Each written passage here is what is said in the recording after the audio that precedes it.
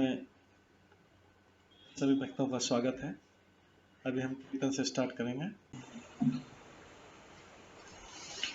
जय राधा माधव कुंज बिहारी, जय राधा माधव कुंज बिहारी, जय गोपीजन वल्लभ गिरिवर धारी, जय गोपीजन वल्लभ गिरिवर धारी, यशोदानंदन व्रज जनरंजन, यशोदानंदन व्रज जनरंजन, यमुना तीरा वनचारी, यमुना तीरा वनचारी,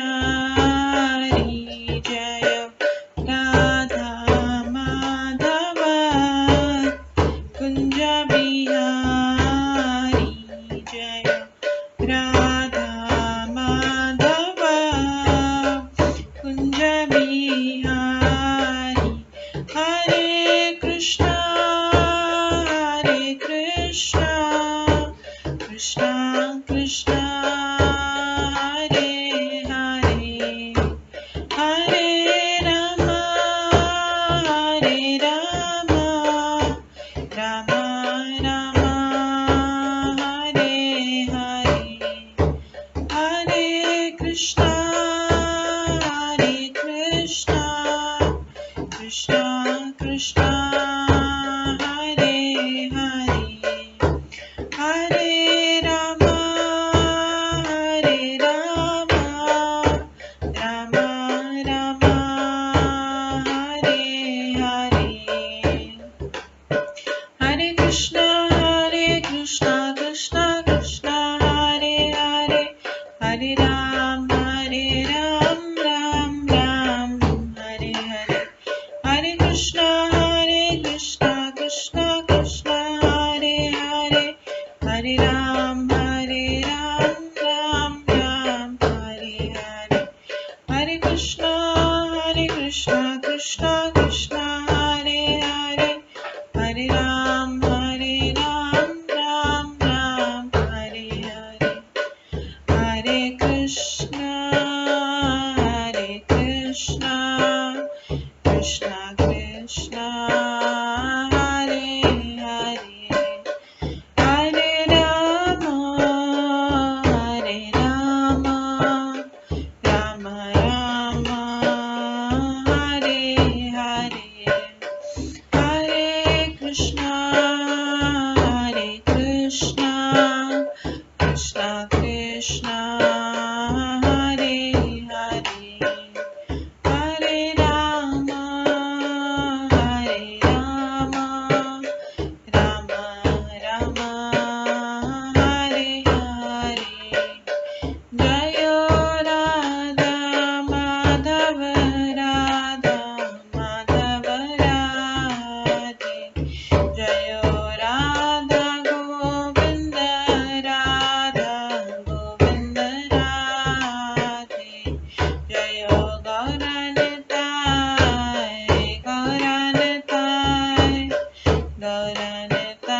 जय गौरनिताय, जय जय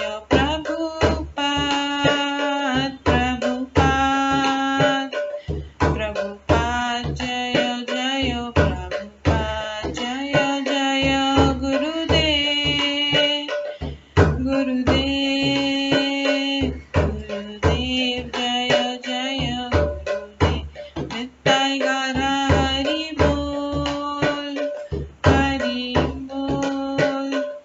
हरि बोल निताय गौर हरि बोल, गौर प्रेमानंदे हरि हरि बोल। हरे कृष्णा। आज की इस क्लास में सभी भक्तों का स्वागत है। अभी मंगलाचरण से स्टार्ट करेंगे। ओम अज्ञानतिमिरन्धस्य ज्ञानाञ्जनशलाकया चक्षुरुन्मिलितं येन तस्मै श्रीगुरुवे नमः। श्रीचैतन्यमनोभीष्टं स्थापितं येन भूतले स्वयं रूप कदा मह्यं ददाति स्वपदान्तिकम्। वन्देऽहं श्रीगुरो श्रीयुतपदकमलं श्रीगुरुं वैष्णवांश्च श्रीरूपं साग्रजातं सहगण रघुनाथान्वितं तं सजीवं साद्वैतं सावधूतं परिजनसहितं कृष्णचैतन्यदेवं श्रीराधाकृष्णपादान् सहगण ललिता श्रीविशाखान्वितांश्च। नमो विष्णुपदाय कृष्णपृष्ठाय भूतले श्रीमते भक्तिवेदांत स्वामिन्निति नामिने। नमस्ते सरस्वती देवे गौरवाणी प्रचारिणे निर्विशेष शून्यवादी पाश्चात्य देशतारिणे। वाञ्छाकल्पतरुभ्यश्च कृपा सिन्धुभ्येव च पतितानां पावनेभ्यो वैष्णवेभ्यो नमो नमः। जय श्री कृष्ण चैतन्य प्रभु नित्यानंद श्री अद्वैत गदाधर शिवासादि गौर भक्तवृंद। हरे कृष्णा कृष्णा कृष्णा हरे हरे, हरे राम राम राम हरे हरे। ओम नमो भगवते वासुदेवाय। ओम नमो भगवते वासुदेवाय। ओम नमो भगवते वासुदेवाय। नारायणं नमस्कृत्य नरं चैव नरोत्तमं देवीं सरस्वतीं व्यासं ततो जयमुदीरयेत्। नष्टप्रायेषु भद्रेषु नित्यं भागवत सेवया भगवते उत्तम श्लोके भक्तिर्भवति नैष्ठिकी। कृष्णाय वासुदेवाय देवकी नंदनाय च नन्दगोपकुमाराय गोविन्दाय नमो नमः। सर्ववेदान्तसारमे श्रीभागवतम् इष्यते तद्रसामृतात् नान्यत्र स्याद्रति क्वचित्। आराध्यो भगवान् ब्रजेश तनयस्तनुधाम वृन्दावन रम्या काचिदुपासना व्रजवधूवर्गेण या कल्पिता। श्रीमद्भागवतं प्रमाणम् अम्लं प्रेम कुमार्थमः श्रीचैतन्य महाप्रभुमतम् इदं तत्रादरो न परम्। मूकं करोति वाचालं पङ्गुलङ्घयते गिरिं यत्कृपातमहं वन्दे परमानन्दमाधवम्। हरे कृष्णा हरे कृष्णा। आज की इस क्लास में सभी भक्तों का स्वागत है।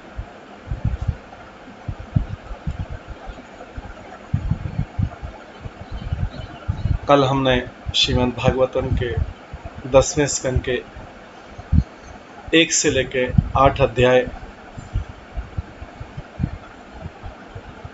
कंप्लीट किए, जिसमें भगवान की बाल लीलाओं का बहुत सुंदर तरीके से वर्णन था।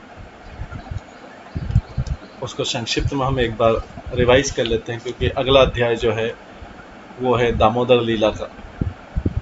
भगवान की जो दामोदर लीला होती, अभी पहले दूसरों के घर में चोरी करते थे, अब उन्होंने अपने ही घर में वो लीला शुरू की। तो जब भगवान, हमने 1 से 8 स्कंद में श्रवण किया कि किस प्रकार भगवान का वसुदेव और देवकी के गर्भ से अवतरण हुआ, प्राकट्य हुआ, और उसके पश्चात भगवान कृष्ण को वसुदेव द्वारा गोकुल पहुंचाया गया।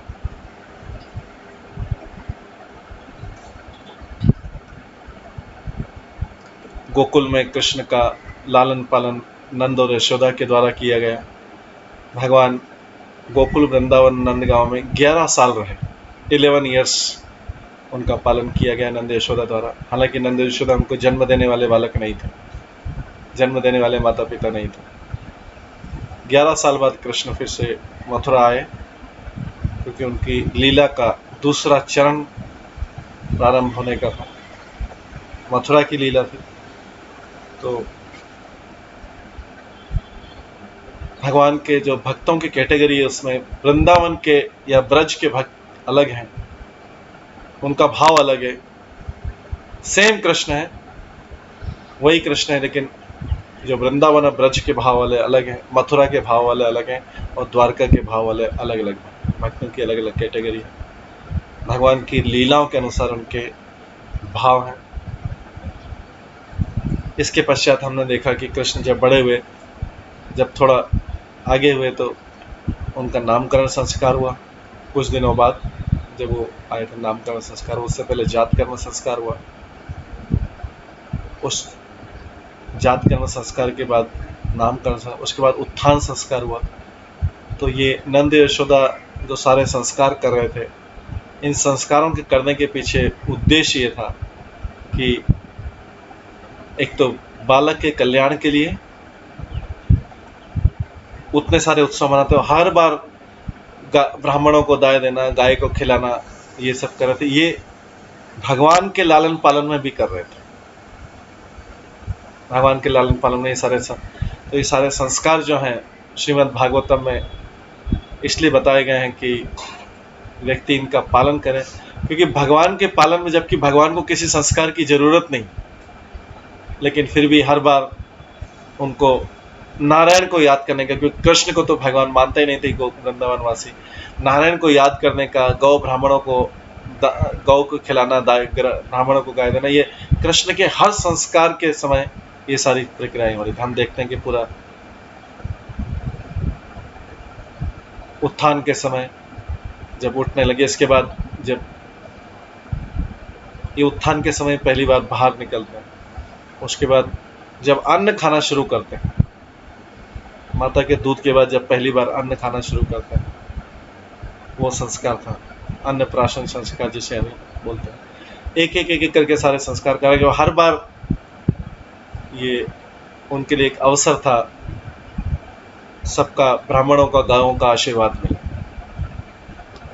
बार बार वो आशीर्वाद लेने के लिए यशोदा मैया, इसके बाद कभी भी कुछ होता, असुर को मार देते, तब भी यशोदा मैया, क्योंकि उनका वात्सल्य प्रेम था, उनको फिर संस्कार करवाती, फिर गाऊ के पास ले जाती, गाय की पूंछ से, गाय के गोबर से उनको लेपती, उसके बाद गाय की धूल से, इसमें लिखा गोखुर के धूल से, गाय के खुरों की धूल से उसको करवाती, जिससे क्या है कि सब शुभ शुभ हो बालक। और उसके बाद में गोमूत्र में गाय का धूल डाल के इस प्रकार से फिर स्नान कराती, और फिर ब्राह्मणों और गायों से आशीर्वाद लेती। इस प्रकार से ये सारे संस्कार संपन्न करने के बाद जब कृष्ण थोड़े और बड़े हुए, तो उनकी अलग अलग अद्भुत लीलाएं थी। वे कई बार बछड़ों के साथ खेलते, घुटनों के बल घर में घुटनों के बल चलने के बाद आंगन में निकलते, फिर रोहिणी और दूसरी माताएं जो गोपियां थी वो भी उनको अपना बालक, उस बालक से इतना प्रेम था कि वो भी अपना बालक उनको अपने बालक से ज्यादा प्रेम करती थी कृष्ण। ये उनका पूर्व जन्म के सारे कर्म फल थे, पूर्व जन्म के सारे थे, कि जिसके कारण उनको कृष्ण के प्रति इतना प्रेम था। नंद भवन के आंगन में गौए और बछड़े भी क्षण काल के लिए ब्रजराज नंदन को देखकर अपने नयन सफल करते थे।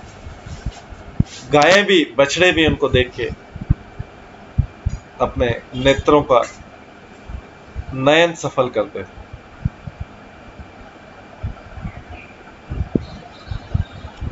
इसके पश्चात राम कृष्ण की सब परम, राम और कृष्ण की, बलराम को राम बोला जाता है शॉर्ट में, क्योंकि बल तो इसलिए लगाया जाता है कि उनमें बल है बहुत ज़्यादा। कई बार बलराम को राम बोला जाता है। राम और कृष्ण की सभी परम मधुर बाल लीलाएं सबके लिए मनोहारी होने पर भी विशेषकर वात्सल्य वही गोपियों के लिए मनोनयन अभिराम होने लगी। मन और नयन को आनंद देने वाली, क्योंकि वे नंद बाबा के घर में रहकर सदा इन लीलाओं को देखती रहती थी।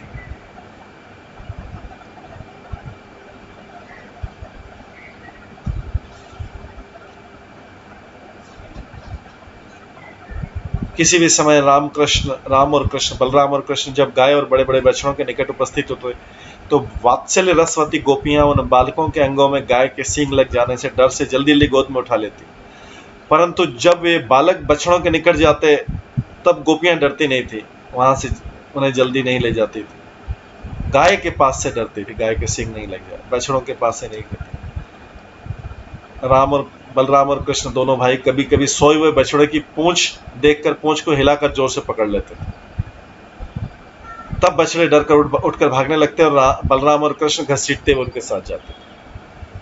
इस तरह की लीलाएं भगवान अपने भक्तों को आनंद देने के लिए, भगवान अपने भक्तों को आनंद देने के लिए कुछ भी कर सकते हैं, किसी भी सीमा तक जा सकते हैं, क्योंकि उनके जो गोपियां और नंद यशोदा उन्होंने जो जिस लेवल की भक्ति थी उसके लिए भगवान पूरी तरह उनके वश में थे। इस बाल रस लीला रस में मग्न होकर भाव विभोर हो जाती सारी गोपियां नंद और यशोदा, और सब ताली बजा के उनके पीछे पीछे भागते थे। बछड़े की पूंछ पकड़े आंगन में घसीटे जाते, जब बलराम और कृष्ण पीड़ित होकर डरकर रोने लगते तब उनका रोना सुनकर गोपियां दौड़कर बछड़ों को पकड़ लेती, पूंछ से उनकी मुट्ठी छुड़ा लेती, क्योंकि आंगन में थोड़ा हार्ड सरफेस रहता है, वो वैसे बाकी जगह तो ब्रज की रज जो है सॉफ्ट है।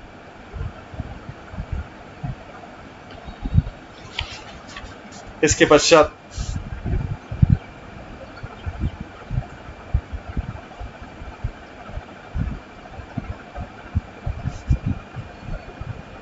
जब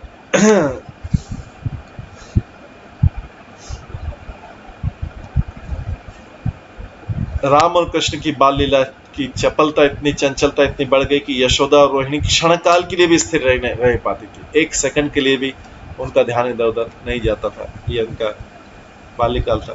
तो सोचते चंचल बालक कहाँ चले गए, क्या कर रहे हैं, इत्यादि चिंता में सदा। अगर कोई बालक की आवाज भी नहीं आ रही है रामकृष्ण की, इसका मतलब और कोई सीरियस वो कर रहे हैं, ज्यादा सीरियस इशू।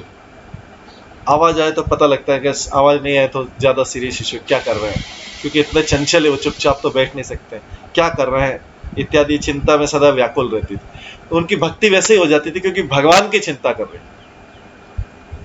जब कोई व्यक्ति भगवान की चिंता में रहता है तो वो उसकी चिंता ही भक्ति है, क्योंकि उसमें भगवान का ही चिंतन रहेगा, उसी की चिंता रहेगी।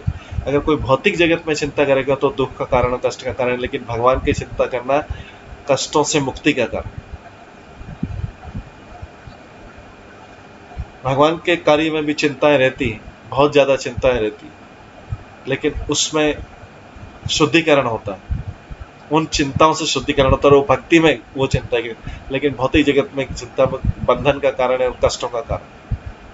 उधर भी चिंता है लेकिन वो आनंद दे रही, तो वे सदा चिंता में व्याकुल रहते थे। क्योंकि कोई व्यक्ति सोच सकता है कि अरे उधर भी तो चिंता है इतनी सारी, लेकिन उधर की चिंता जो है आनंद देने वाली, शुद्धिकरण करने वाली है। इधर की चिंता है पतन करने वाली, मानसिक रूप से, शारीरिक रूप से पतन करने वाली। इसलिए वे ठीक ढंग से घर का काम भी नहीं कर पाती थी, इतना ज्यादा इनके कारण चिंतित रहती थी। अबोध और चंचल बालकों की रक्षा करने के लिए सदा सर्वदा उन्हें बालकों के साथ दौड़ना पड़ता था, हर थोड़ी थोड़ी देर में दौड़ना पड़ता था। गाय बैल आदि देखने पर वे बालक दोनों जल्दी से दौड़कर उनके निकट पहुंच जाते। हालांकि कृष्ण बलराम छोटे बालक थे, लेकिन गाय और बैल को देख के जल्दी से भागते थे उनके पास। उनको चिंता नहीं रहती थी कि गाय बैल उनको सिंग मार देंगे, कृष्ण बलराम को चिंता नहीं रहती थी। ये उनकी माताओं को चिंता रहती थी कि गाय बैल सिंग मार देंगे। खाली बछड़ों तक जाने के लिए अलाउड था। राम और बलराम और कृष्ण की भुवन मोहन मूर्ति देखकर गाय और बैल भी परम आनंद में उनका सिर झुका लेते थे, गाय और बैल भी सिंह मारने की बजाय। और दोनों बालक सिंह पकड़ने के लिए उनके पास जाने लगते थे, हालांकि उस लायक नहीं थे, उस योग्य नहीं थे, इतनी हाइट नहीं थे, लेकिन फिर भी उनके कभी कभी वे आंगन में सोते हुए गाय बैल आदि के शरीर को पकड़कर तथा उसके ऊपर चढ़ने के लिए उसके सींग और पूंछ को पकड़कर विविध चेष्टाएं करते थे। गाय और बैल के अभी छोटे बालक, यह देखकर रोहिणी यशोदा बहुत डर जाती थी। ये उनका भय भी जो है, यशोदा रोहिणी का भय, ये भी भक्ति, भय चिंता जो कुछ है ये सब भक्ति, क्योंकि किसके लिए किया जा रहा है? भगवान के लिए किया जा रहा है। ये उनकी भक्ति थी, सारे टाइम इसे कृष्ण को ही याद करेंगे 24 वे सोचती थी कि बालक के कोमल अंगों में गाय बैल के सींग की चोट लग जाएगी तो क्या होगा। वे दौड़कर बालकों के निकट जाकर उनको गोद में लेकर घर में आ जाती और कहती, अरे शैतान बालकों, वे बैल और गाय यदि तुम्हें मार देंगे तो तब क्या होगा। परंतु वे दोनों माँ की बात पर ध्यान न देकर अपने दोनों हाथों से गला पकड़कर माँ की गोदी में नाचने लग जाते थे, फिर गोदी से उतरकर आंगन में जाने का प्रयास करने लगते थे। इस प्रकार दिन प्रतिदिन दोनों बालक चांचल प्रकाश करते हुए खेलने लगे। प्रज्वलित अग्नि देखकर राम और कृष्ण के आनंद की कोई सीमा ही नहीं रहती थी। आनंद देने आए थे और आनंद लेने आए थे। भक्तों के लिए तो भगवान का अवतरण, तो दुष्टों के लिए कष्ट और भय का कारण बनते। कंस हमेशा भयभीत, आगे हम देखेंगे कंस किस प्रकार हमेशा भयभीत रहता था।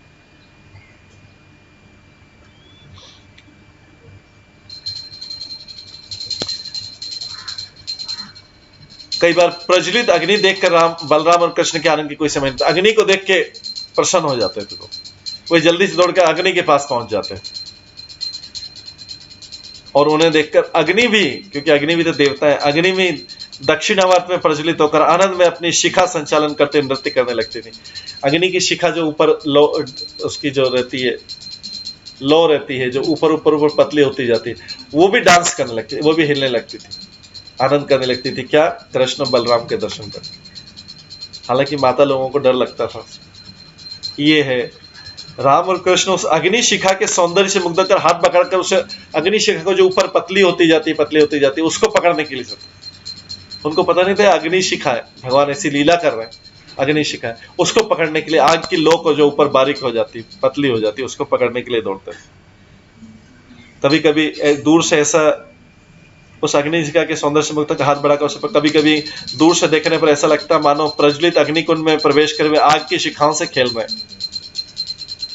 यशोदा एवं रोहिणी दूर से इस अद्भुत बाल चापल्य को देखकर महाभय से अधीर हो जाती थी। कह रहे अग्नि को पकड़ रहे दोनों बालक, वो उनको शिखा जैसी लगती थी। इस अद्भुत बाल चापल्य को देखकर वे अधीर हो जाती। वे मने मन सोचते अब रक्षा नहीं, निश्चित से ही बालक का कोमल अंग प्रज्वलित अग्नि में जल गया होगा। वे क्षण काल में विलंब न कर व्याकुल होकर अग्निकुंड के पास जाकर पुत्र को घर में ले आती और गोद में लेकर कहती, अरे अबोध बालकों, क्या तुम्हारे शरीर में ताप भी नहीं लगता है क्या? ये उनका अद्भुत प्रेम था उन बालकों के प्रति। दोनों ही भगवान थे। जननी माता की बात सुनकर बलराम और कृष्ण दोनों सिर घुमाते हुए कहते लगते, नहीं मैया, हमें गर्मी नहीं लगती। नंद भवन के आंगन में कभी कुत्ता आ जाता तो बलराम और कृष्ण दोनों दौड़कर उसके निकट जाते और उन्हें देखकर कुत्ता भी परम आनंद में पूंछ हिलाता और सिर झुका देता। नंद वृंदावन में, गोकुल में तो कुत्ता और गाय भी, बछड़े सब भाग्यशाली हैं, पशु पक्षी सब भाग्यशाली हैं, सभी भगवान के भक्त हैं। तब दोनों बालक उसकी बाएं हाथ से उसकी गर्दन पकड़कर उसके मुंह में दाहिना हाथ डालकर दांत और जीभ को पकड़ लेते। कुत्ते के मुंह में हाथ डाल के उसके दांत और जीभ को पकड़ लेते। उसको गर्दन से, एक हाथ से गर्दन से पकड़ के, दाहिने लेफ्ट हैंड से गर्दन से पकड़ के सीधे राइट हैंड से उसके कुत्ते के मुंह में उसके दांत और जीभ पकड़ लेते। और कभी उसको पूंछ पकड़ के खींचते तो कभी उसके पीठ पर चढ़ने का प्रयास करते। दोनों बालक अभी छोटी सी अवस्था में, घुटने के, लेटने और थोड़ा सा खड़े होने। बंदर देखने पर उसके पास जाकर उसकी पूंछ पकड़ के खींचते। कभी कभी दोनों हाथों से उसके दोनों हाथों को पकड़ते हुए खींचकर उसके घर की ओर ले जाते थे बंदर को। यशोदा और रोहिणी यह सब देखकर शीघ्रता से बालक को गोदी में लेकर मन ही मन सोचती, यदि कुत्ते और बंदर इन्हें काट लेंगे तब तो सर्वनाश हो जाएगा। उनकी चिंता है भगवान के लिए, भगवान कैसे सुरक्षित। पूर्ण शुद्ध लेवल की भक्ति, ये भगवान से मांगने वाली भक्ति नहीं, भगवान को देने वाली भक्ति। कि भगवान सुरक्षित रहें। उनका सारा प्रयास, सारा जीवन किसमें जा रहा है? भगवान, मतलब वो उनकी पोजीशन को उन्होंने हायर कर लिए वात्सल्य प्रेम में। कह रहे अगर हम भगवान की रक्षा करेंगे तो कौन करेगा? ये लोग हम नहीं सोच सकते, क्योंकि हम तो अभी दास्य भाव में। ये वात्सल्य भाव जब भगवान को देने का है सब कुछ, अभी हमारा सब लेने का है, ये देने का है तब होगा। तो इसमें यशोदा रोहिणी ये देखकर सब शीघ्रता से बालक को गोदी में लेकर मनी में सोचती, यदि कुत्ते और बंदर इन्हें काट लेंगे तो तब तो सर्वनाश हो जाएगा। इस तरह से उनकी रक्षा का पूरा उसके लिए चिंता करती, उनकी रक्षा के लिए। कभी कभी आंगन के पास काले सर्प को देखकर दौड़कर उसकी पूंछ पकड़ के खींचने लगते थे बलराम और कृष्ण। उससे सर्प परम आनंद फन फैलाकर दाएं बाएं और सिर हिलाने लगता। सर्प को भी दोनों बालक बाएं हाथ की मुद्रा मुट्ठी में पकड़कर फन के ऊपर दाहिना हाथ रख देते और कभी कभी दोनों हाथों से सांप को पकड़कर माला की भांति गले में धारण कर लेते थे। यह देखकर यशोदा रोहिणी भयभीत होकर बोलते हैं, नारायण रक्षा करो। वो किसको भगवान मानते थे? नारायण को। उसके दीजिए आगे उनको जानने की जरूरत नहीं, क्योंकि कृष्ण के साथ तो वो खेल रहे हैं। बोले नारायण रक्षा करो, रक्षा करो। ये कहकर शीघ्रता से माताएं बालक के पास पहुंच जाती। दौड़ते समय उनके सिर से फूल की माला भी गिर जाती तथा सिर पर छाती पर हाथ मारते हाय हाय करके बालकों के निकट जाकर उन्हें गोद में ले लेती। मनी मन सोचती कि इस महासर्प ने पुत्रों के कोमल अंग के दर्शन तो नहीं कर लिया। फिर वे पुत्रों को घर लाकर कहती, अरे अबोध चंचल बालकों, हम कैसे तुम्हारे जीवन की रक्षा करें? इस महासर्प के काटने से तो आदमी मर जाता है। तुम्हें खेलने के लिए कोई दूसरा नहीं मिलता। कभी सांप से खेल रहे, कभी कुत्ते से खेल रहे, कभी गाय से खेल रहे। सांप क्या खेलने की वस्तु है? परंतु वे दोनों बालक मुग्ध होकर हंसते हुए जननी की दृष्टि, माता की ओर दृष्टि डाल के चुपचाप सुनते रहते थे और बस बीच बीच में हाथ और सिर हिला देते थे। ये थी भगवान की बाल्य लीलाएं, जिनका गोपियों ने आनंद लिया। किसी किसी समय बलराम और कृष्ण नंद भवन के प्रांगण में निकट में स्थित चारों ओर दीवारों से घिरे कुएं में जाकर कलश डालकर कुएं में डाल के कलश डाल के रस्सी से पानी खींचते। हालांकि कुआं चारों ओर से दीवार से घिरा हुआ था। उसमें जैसे बाकी लोग बकेट बाल्टी डाल के करते हैं, वो कृष्ण बलराम कलश डाल के उसके अंदर से पानी खींचते। बालक के भयभीत कंठ स्वर को सुनकर यशोदा रोहिणी घबराकर आंगन के चारों ओर देखने लगती, परंतु उन्हें न देख पाने पर अत्यंत व्याकुल उठती कि कहाँ गए, अभी क्या कर रहे हैं वो लोग। इसके पश्चात तो बलराम और कृष्ण को पुकारने की ध्वनि सुनकर कुएं के निकट उपस्थित बड़ी व्याकुल से लेकर पुत्र को गोद में ले आती और कहने लगती, इन अबोध अशांत बालकों के जीवन की रक्षा करना अभी हमारे लिए असंभव होता जा रहा है। इतने चंचल हैं बालक, हाय हम इन बालकों का कैसे पालन करें? एकमात्र भगवान नारायण की कृपा से आज बालकों के प्राणों की रक्षा हुई। हर बार यही सोचते कि नारायण रक्षा करना। इधर से फिजिकली कृष्ण की सेवा करिए, उधर से नारायण को याद करिए रक्षा करने, इस तरीके से। और वाणी से बुला रही कृष्ण को, तो मनसा वाचा कर्मणा तीनों से उनकी, वैसे तो उनको सेवा करने की, लेकिन ये आनंद पा रही, दिव्य आनंद पा रही। थोड़ा सा विलंब होने पे ये बालक अभी कुएं में जा गिरते। तब यशोदा रोहिणी ने परामर्श कर स्थिर किया कि हमें घर के कामों की अब कोई जरूरत नहीं है, हमें सदा सर्वदा बालकों के साथ ही रहना होगा, इसके बिना कोई दूसरा उपाय नहीं दिखता। ये बालक इतने चंचल हैं दोनों, लगता है घर के सारे काम छोड़ना पड़ेगा। कृष्ण बलराम जब आंगन में खेलते तब पूंछ फैलाकर नृत्य करके और केका राव करते हुए उनके निकट आ जाते।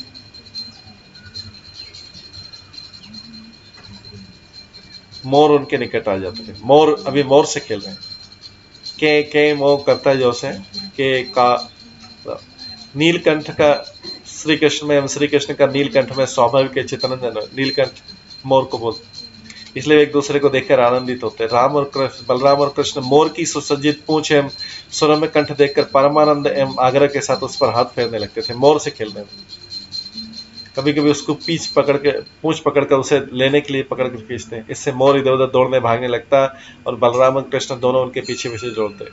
यह देखकर यशोदा रोहिणी अत्यंत डर जाती है और सोचती कि यदि मोर अपनी चोंच से उनको मार देगा तो क्या होगा, तो बालकों के सुकोमल अंग तो क्षत विक्षत हो जाएंगे।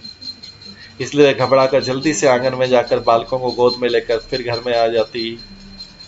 परंतु बलराम और कृष्ण मैया की गोदी में नहीं रहना चाहते। वे बार बार मोर की ओर देखकर अंगुली दिखाकर उसके पास जाने की कि हमको उसके पास जाना। मोर को देखकर इच्छा प्रकट करते। उस समय यशोदा गोद में लेकर स्तनपान कराती है, मधुर वचनों से बोलती है, लाडले ऐसी चंचलता नहीं करनी चाहिए, तो तुम यहीं रहो, हमारे पास में रहो। मैं ब्रजराज को कहकर, ब्रजराज नंद को बोलते हैं, ब्रजेश भी बोलते हैं उनको, ब्रजराज भी बोलते हैं, और कृष्ण को ब्रजराज नंदन या ब्रजेश नंदन बोलते हैं। नहीं तो वो बोलते कि मैं तुम्हारे पिता नंद महाराज से कंप्लेन कर देंगे, तुम्हारी शिकायत करेंगे, तुम इतनी चंचलता कर रहे। मैं ब्रजराज को कहकर, और अगर तुमको चाहिए तो मैं ब्रजराज को कहकर बहुत सारे मोर, तोते, सारी पक्षियों को तुम्हारे लिए मंगा दूंगी, पर तुम बाहर मत जाओ, तुम पिंजरे में रखकर उनके साथ खेलना। यह सुनकर दोनों बालक आनंद में अधीर हो जाते। फिर एक बार की बात है, नंद भवन के प्रांगण में, उसके आंगन में संलग्न फूलों की बगीची थी। उसे गाय, बैल आदि से सुरक्षित रखने के लिए उसके चारों ओर कांटों का घेरा लगा दिया था। तो एक दिन कृष्ण बलराम दोनों खेलते खेलते बगीचे के फूलों को देखकर उन्हें दिन लेने के लिए मचल हो गए। फिर भी वहां प्रवेश करने की चेष्टा करते उन्होंने पहले अपना मस्तक, फिर हाथों से कांटों को ठेलकर उसके अंदर प्रवेश कर लिया। कांटों की बाढ़ थी बगीचे के अंदर, लेकिन उसको ऊपर नीचे करके उसके अंदर से निकल के चले गए, बगीचे में चले गए। और भीतर जाते उठाए हुए कांटे गिर गए, जिससे वो कांटों में गिर गए और निकल नहीं पाए, उसमें फंस गए। उस समय मैया मैया कहकर रोने लगे, बीच में कांटों के बीच में फंस गए। उनके पास रोने के सिवा और कोई दूसरा उपाय नहीं था। विपदहारी भगवान जो दूसरों की विपदाएं हरते हैं, इस विपत्ति में मां के अतिरिक्त दूसरा कौन रक्षा करेगा। इस तरीके से अपनी निर्भरता बताते हैं, अपनी डिपेंडेंस बताते हैं अपने भक्तों के ऊपर। हम भक्त लोग, ये स्टार्टिंग है भक्ति, हम भक्त लोग भगवान के ऊपर निर्भरता बताते हैं।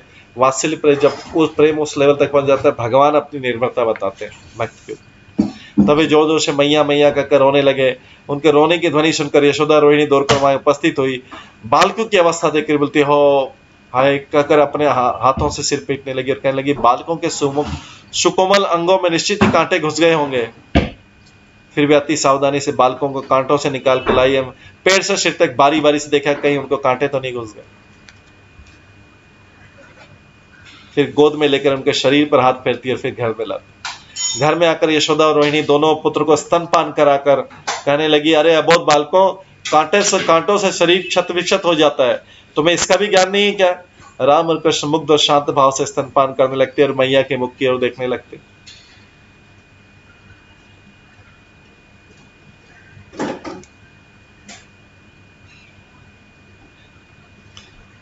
एक दिन प्रातःकाल कर्ण नाम के एक मुनि नंदालय में आए, नंद के घर आए।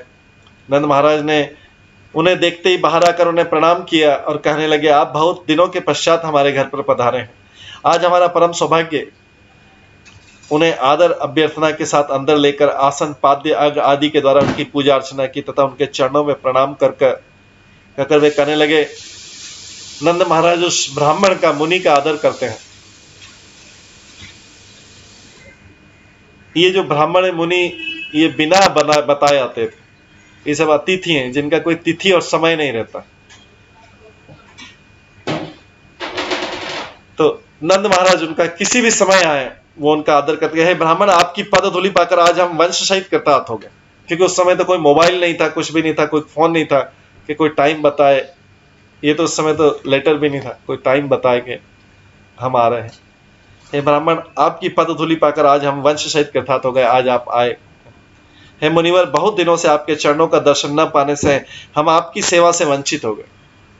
तो हमेशा वेलकम, उनके गेस्ट हमेशा वेलकम, कभी भी कोई बिना बताए किसी समय आ जाए। आपके चरणों के आशीर्वाद से, फिर नंद महाराज ने बताया कि आपके चरणों के आशीर्वाद से मुझे एक पुत्र रत्न प्राप्त हुआ है, कृष्ण बलराम के बारे में बोल। अतः आप आशीर्वाद कीजिए जिससे इस बालक को दीर्घ जीवन प्राप्त हो। ये आप सबकी सेवा करके कृतार्थ। तो नंद महाराज क्या बोल रहे हैं, ये बड़ा हो, आयु लंबी, लेकिन ये आपकी सेवा करके कृतार्थ हो। यही आशा है कि आगे जाके संत महात्माओं की, मुनियों की सेवा करें।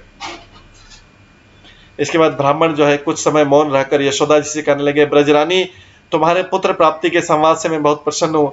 श्री नारायण जी की कृपा से तुम्हारी सब मनोवांछा पूर्ण हो, वासना पूर्ण हो, तुम्हारी पुत्र दीर्घ जीवन प्राप्त कर तुम सबका आनंद वर्धन करे।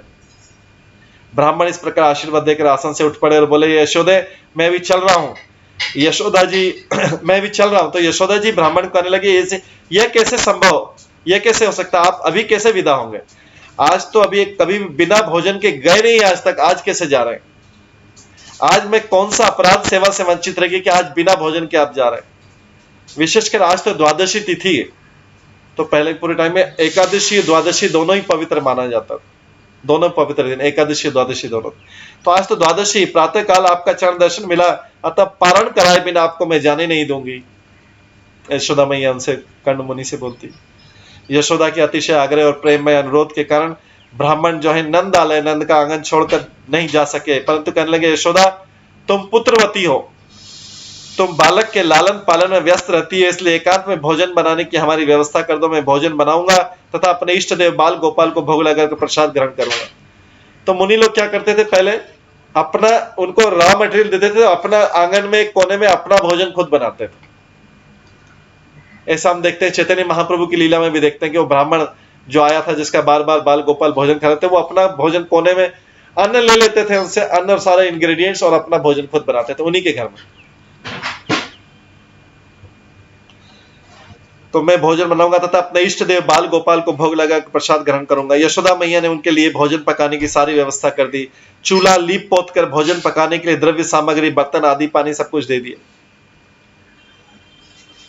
तब ब्राह्मण आसन छोड़कर यशोदा के बुलाने पर भोजन पकाने के चल दिए एवं जाते समय पुनः पुनः आंगन की ओर देखने लगे।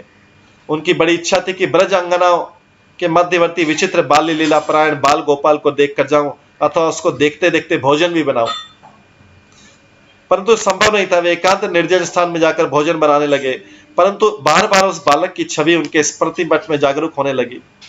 यद्यपि ब्राह्मण उस निर्जन गौशाला में रंधनकारी में, रंधन मतलब पकाना जैसे बांग्ला शब्द, रंधनकारी व्यस्त है, परंतु उनका मन उसमें नहीं लग रहा था।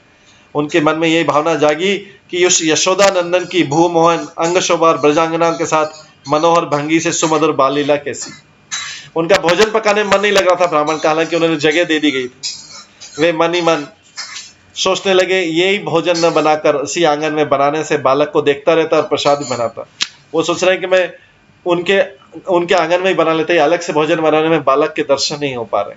वो बालक का, कृष्ण का, बलराम का ध्यान करते। जैसे भी हो जल्दी से भोग रंधन हो गया, भोजन बन गया। अब उन्होंने सोने की थाली में भोग परोसकर अपने इष्ट देव को समर्पित किया। उनके इष्ट देव तो बाल गोपाल ही थे।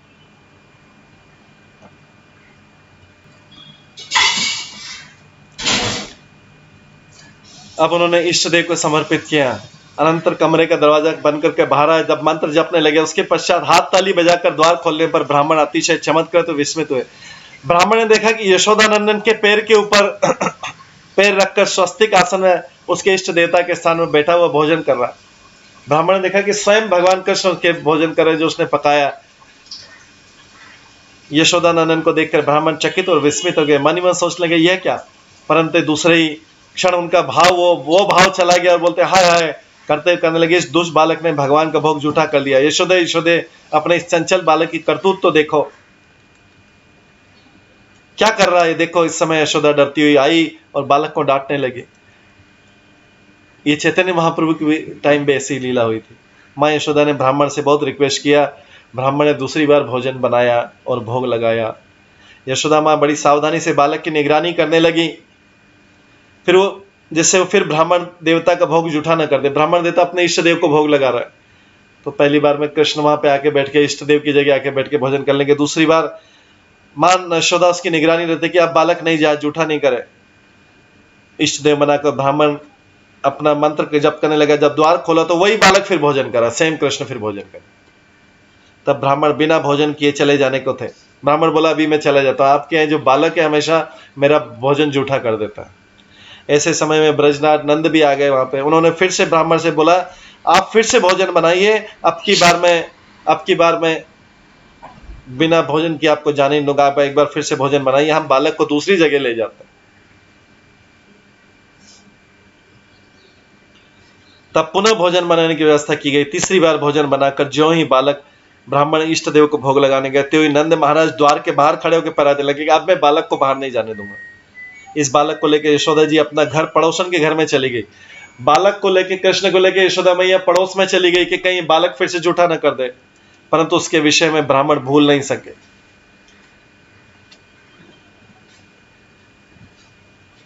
वो प्रस्फुट नील कमल की कांति को पराजित करने वाली मुख कमल दोनों हाथों से भोजन करते, उनकी मुग्ध दृष्टि सृष्टि आदि ने ब्राह्मण के स्मृति पथ में आकर उन्हें आत्मस्मृति सागर में डुबो दिया। ब्राह्मण आत्मस्मृत होकर भोग लगाते, द्वार बंद कर मंत्र जपने लगे तथा इष्ट देव की भोजन चिंता में डूब गए, परंतु उनके मन में बार बार नंदन की दोनों हाथों से भोजन लीला जागृत उठी। ब्राह्मण ने किसी प्रकार इष्ट मंत्र का जप करके जैसे ही करताली बजाकर द्वार खोला, वैसे ही वही दृष्टि को फिर से भगवान खा रहे, जबकि इस बार तो कृष्ण को तीसरे पड़ोसी के घर में जाके बंद कर दिया। अब ब्राह्मण आगे कुछ नहीं कह सके, मानो कोई एक भाव के आवेग से ब्राह्मण का हृदय पूर्ण हो गया कि अरे जिस इष्ट देव को बुला रहे वो इष्ट देव वही तो कृष्ण है, उन्हीं की प्रार्थना करें बुला रहे हैं, और वो बोल रहे हैं ये झूठा कर रहे हैं, आपका बालक झूठा कर रहे हैं, उन्हीं को तो करके बुला रहे थे वो। धीरे धीरे ब्राह्मण को समझ में आया कि ये तो दूसरे घर में जाके उनको बंद कर दिया था, तो भी कैसे आ गए। उनको फिर मानो किसी एक अतुलनीय सौंदर्य धारा ने ब्राह्मण के नेत्र द्वार से हृदय में प्रवेश करके उनके मन प्राण को बहा दिया। उनके हृदय कंदरा के पाषाण आवरण को हटाकर निर्मल परमानंद सुरधुनी की धारा निकलकर दोनों नयनों से बहने लगी। ब्राह्मण मंत्र मुग्ध होकर द्वार रुद्ध होकर नंदन के निकट गए, फिर कृष्ण के निकट गए। नंदन कृष्ण जो थे मृदु मंद मधुर वचनों से ब्राह्मण के श्रवण पथ में पीयूष धारा की ओर डालते हुए बोले, कहने लगे तुम मुझे बारंबार भोजन करने के बुलाते हो, परंतु मैं आता तुम बोलते हाय हाय मेरा भोजन झूठा कर दिया। ब्राह्मण को तब तक पता नहीं था कि यही कृष्ण नंदन कृष्ण जो है यही भगवान में, यही मेरे इष्ट देव है, मैं इन्हीं को तो बुलाता हूँ भोजन का भोग लगाने के लिए, इन्हीं की तो प्रार्थना करता हूँ। ब्राह्मण चमत्कृत कंपित एवं स्तंभित हो गए, मन ही मन सोचने लगे बालक क्या कहता है, मैं तो कुछ भी समझने में, देखने में, जानने में समर्थ नहीं हो पा रहा हूँ, मेरी सारी इंद्रिय शक्ति विलुप्त हो गई, ये बालक कौन है। यशोदानंदन ब्राह्मण के मुख की ओर करुण अरुण नयनों से दृष्टिपात करके वो बालक कृष्ण फिर बोलते हैं, हे ब्राह्मण तुम मुझे पहचान नहीं पा रहे हो, तुमने मुझे देखने के लिए कितने सैकड़ों जन्मों तक उपवास किया, जागरण किया, तीव्र ध्यान किया तुमने, और तुम मैंने पहचान नहीं पा रहे। इस जन्म में भी मुझे देखने के लिए निरंतर लालसा युक्त तुम दिन बिता रहे थे, परंतु कैसा आश्चर्य, मुझे साक्षात देखकर भी तुम पहचान नहीं पा रहे। ये कृष्ण बोल रहे हैं बाल्यावस्था में, तुम बहुत जन्मों से मुझे देखने के लिए लालायित और तीव्र साधना कर रहे थे, इसलिए मेरी प्रकट लीला में इस समय तुम्हारा जन्म हुआ है, एवं मेरे माता पिता के साथ तुम्हारा बहुत दिनों से परिचय रहा है, और मेरी बाल लीला के समय आकर तुम उपस्थित हुए। ब्राह्मण एक बार मुझे देखो, क्या मुझे पहचान सकते हो? तुमने कितने जन्म ले लिए थे मुझे दर्शन करने के लिए, आज मैं तुम्हारे सामने, तुम पहचान नहीं पा रहे मुझे। अब जो है ब्राह्मण कृतार्थ हो गया, उनके दृष्टिपथ को अवरुद्ध कर जो पर्दा अनादिकाल से पड़ा हुआ था, जो अज्ञान था, आज वो नंदन की कृपा कटाक्ष से हट गया। अब ब्राह्मण ने देखा कि तो वही है, ये तो वही प्रफुल्लित नील शतदल विनंदित अंग की छटा से दशों दिशा को उत्साहित करके मेरे ध्यान दे बाल गोपाल मेरे सामने प्रकाशित होकर अपने अरुण नयन काल की करुण दृष्टि मकरंद धारा में मुझे कृतार्थ कर रहे हैं। यही उनके चरणों में नुपुर, कटी में मणि कंकणी, गले में पद्यरात मणिमंग, यही दोनों हाथों से खीर भोजन, देखते देखते वो ब्राह्मण परमानंद में आत्मविभोर हो गए। वे स्तुति करें या चरणों में गिरे या कुछ करें, जब भी कुछ समझ न सके वे केवल आनंद से जड़वत खड़े रह गए। देखते देखते वो ध्यान दे मूर्ति ब्राह्मण की दृष्टि के अंतराल में छिप गई।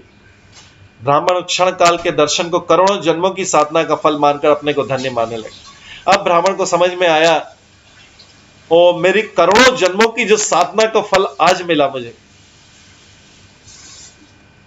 ब्राह्मण सोचा मेरा धन्य हो गया, परंतु वात्सल्य प्रेम मान नंद यशोदा और गोप गोपियों के बीच में वात्सल्य प्रेम में कोई विघ्न न हो, इसलिए काल विलंब न करके अतिशीघ्र द्वार खोलकर वे बाहर आ गए। नंद महाराज तब तक द्वार पर ही खड़े रहे। उन्होंने हाथ जोड़कर ब्राह्मण से कहा, मुनिवर आपको भोजन में कोई विघ्न तो नहीं आया इस बार? विघ्न तो वही आया था, कृष्ण ने भोजन किया था उनका। ब्राह्मण ने कहा, परमानंद गोपराज मैंने निर्विघ्न और परम आनंद के साथ भोजन कर लिया है। आज मैंने जैसा भोजन किया ऐसा भोजन मैंने कभी जीवन में नहीं किया। इससे अधिक क्या कहूं, आपका सर्वविध कल्याण हो। आप परमानंद में उस बालक का पालन पोषण करके सुखी रहो, इसी बालक का पालन पोषण सुखी रहो, ऐसा आशीर्वाद देके मुनि नंद महाराज को आशीर्वाद देके जा। ब्राह्मण ने अधिक क्षण तक वहां रहना उचित नहीं समझा। वे अपने अनुभूत परमानंद को लेकर निर्जन स्थान में बैठकर उसका आस्वादन करने के लिए चल दिए।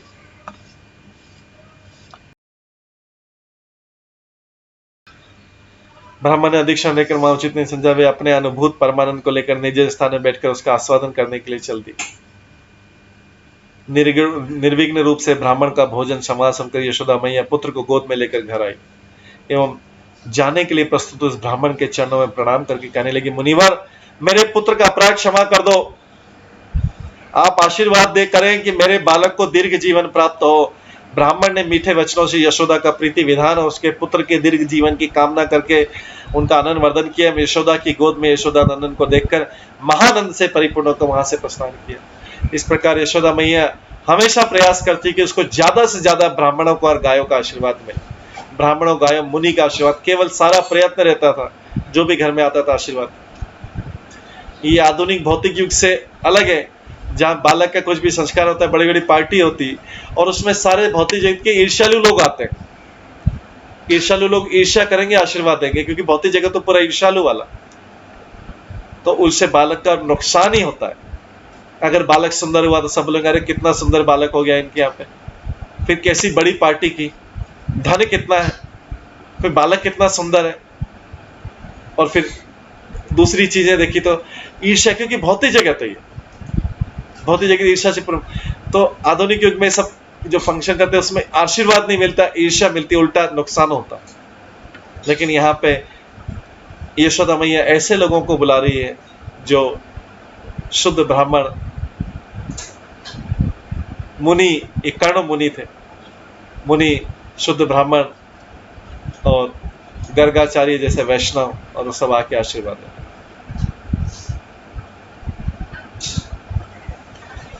तो आशीर्वाद का हमें उन्हीं से प्रयास करना चाहिए वास्तव में आशीर्वाद देने योग्य। हर कोई व्यक्ति संसार में आशीर्वाद नहीं दे सकता। जिनका हृदय ईर्ष्या रहित है,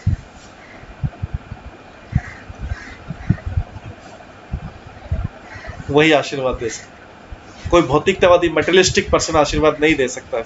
उसका आशीर्वाद लगेगा भी नहीं, उल्टा ईर्ष्या लगेगी, क्योंकि वो तुलना करेगा, अच्छा मेरा बालक तो ऐसा नहीं है, मेरा तो इतना बड़ा धन नहीं है मेरे पास से, तो इसमें ईर्ष्या का भाव उत्पन्न होता है। लेकिन जहां भगवान के लिए किया जाता है उसमें ये सब नहीं आता। तो यहाँ पे यशोदा मैया पूरे समय यही प्रयास करेगी किस तरीके से ब्राह्मण और संतों का, वैष्णव का आशीर्वाद, गाय का आशीर्वाद मिलता रहे। इसके बाद में हम ये सब लीला का संक्षिप्त में जो हमने अभी तक 8 अध्यायों में किए, आज उसी लीलाओं का संक्षिप्त में कर। फिर धीरे धीरे अल्पकाल में कृष्ण बलराम ने घुटनों से रेंगना शुरू किया। चरणों के द्वारा ही ब्रज गोष्ठ में विचरण करना, ब्रज के बाहर गांव में चरणों के द्वारा किया। थोड़े से जब खड़े हुए तब भगवान कृष्ण बलराम अन्य सखा गोपालों के साथ में, फ्रेंड्स के साथ में ब्रज में घूमा करते रहे। ऐसे खेला करते थे जो गोपियों ब्रज रमणियों के हृदय को आनंद से भर देते थे। वे गोपियां महाभाग्यवती थी, इन खेलों की कुशलता को देखकर निहाल हो जाया करती।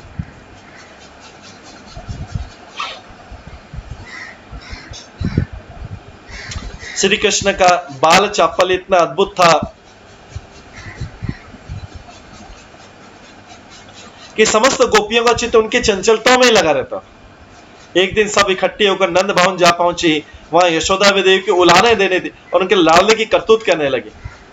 गोपियां जाके कंप्लेन करती है लाडले की, आपका लाडला हो गया ये बहुत ज्यादा, इसकी शिकायत करती है। हालांकि गोपियां मन में सोच रही है कि ऐसा सुख हमारी प्रिय सखी यशोदा भी नहीं प्राप्त कर सकी, जैसा भी ये हमारी आंखों का सुख उनके कर्ण गोचर हो। ऐसा मन में विचार कर गोपियां नंद भवन में, ये अलग अलग जो आचार्य अलग अलग कमेंट्री लिखते हैं, ये विश्वनाथ चक्रवर्ती ठाकुर सारा दर्शन में लिखते हैं, ऐसा मन में विचार कर गोपियां नंद भवन में गई। उनके पुत्र का चरित्र सुनाने के लिए सैकड़ों काम छोड़कर उलाहना देने के बहाने उन्हें सुनाकर परमानंद देने के लिए इस प्रकार करने लगी। जाके यशोदा मैया के जाती, उनकी शिकायत करने जाती, पर वास्तव में कृष्ण को देखने जा रही थी और आनंद लेने जा रही थी।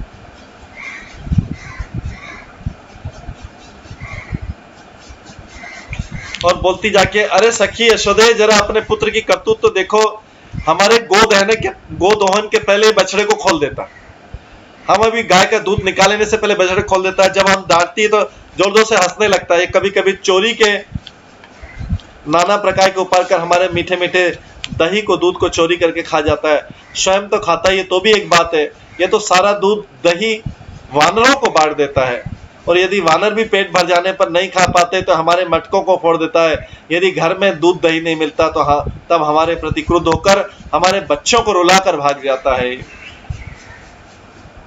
ये चोरी करने में इतना एक्सपर्ट हो गया है कि पास पड़ोस के सुनसान घरों में घरों में जाकर दही चुराता है। ऐसा मन ही मन स्थिर करके धीरे धीरे जाकर ये मन में पहले बना लेता है, प्लान बना लेता है।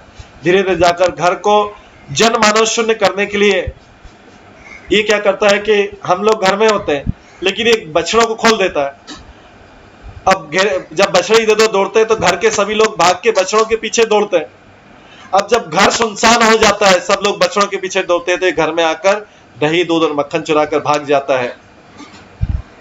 और एक दिन उसे आते हुए देखकर, अरे मक्खन चुराने वाले कन्हैया आ गए, इसको पकड़ो बांध लो, ऐसा कहकर चिल्लाने पर तुम्हारा बालक केवल ठठठाकर हंसता है। इसे तनिक भी लज्जा नहीं आती, इस बालक को जरा सी भी लज्जा नहीं आती है। और इसके पश्चात इसकी महामादक हंसी रूप मधुपान में सत्त होकर हम सब स्तब्ध रखकर उसको देखते ही रह जाते, इसकी हंसी को देखते ही रह जाते हैं, उसे मना भी नहीं कर पाते। ये हमारी आंखों के सामने दही का बर्तन लेकर बैठ जाता है और वहीं पर बैठकर खाता है, कहीं लेके भागता भी नहीं, हमारे सामने ही खा लेता है। और हमें हंसी में हम इसकी हंसी देखते रहते हैं, क्योंकि वो हमें पहले से ही मोहित कर देता है। ये जो है ये कंप्लेंट कर रही है, ये शिकायत कर रही है गोपियां, आनंद भी ले रही साथ। फिर गोपियां कहती, यदि कहो कि इस बालक मक्खन चोर बालक को पहले ही पेट भर के खिला दिया करो, तब चुराएगा नहीं। तो गोपियां कहती, इसे थाल में मक्खन देने पर कहता है, जब हम इसको परोसती है मक्खन तो बोलता है, मेरे घर में दही और मक्खन की क्या कमी है जो तुम्हारा मक्खन खाऊंगा। इस प्रकार देने पर भी नहीं खाता है, कहता है मुझे भूख नहीं है, बोले मैं मेहनत करके खाता हूं। ये वास्तव में चुरा कर खाने में से बहुत आनंद आता है। इस प्रकार गोपियों ने परोक्ष और अपरोक्ष दोनों प्रकार से उसकी मक्खन चोरी का वर्णन किया। इस प्रकार बहुत से उपाय से वो चोरी करता है। चोरी करके केवल अकेला नहीं खाता, बंदरों को भी खिलाता रहता है। स्वयं खाने से पहले ये तुम्हारा भाग है, ये तुम्हारा भाग है, पहले खुद खाने से पहले सबको बोलता है ये तुम्हारा हिस्सा, ये तुम्हारा हिस्सा, ये तुम्हारा हिस्सा।